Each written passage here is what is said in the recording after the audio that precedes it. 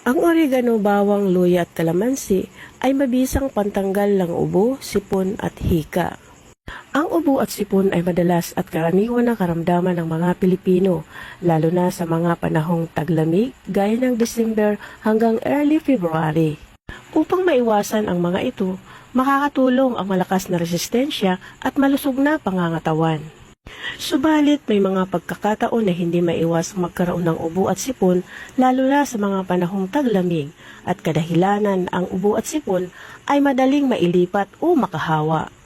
Narito ang 5 natural na gamot laban sa ubo at sipon at paano ito ihanda at inumin.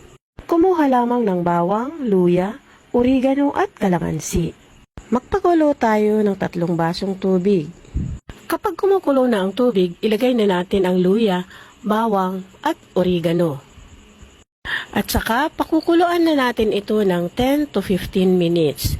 Kapag okay na siya ay hahanguin natin yung mga ingredients sa loob at saka natin ito isasalin sa baso. At saka na natin ilalagay yung pinigang kalamansi. At saka natin ito iinumin. Gawin ito 1 beses araw-araw. Hanggang sa mawala ang ubot, sipon at maganda rin ito sa may hika. For more health tips, please follow, like, and share. Thanks for watching.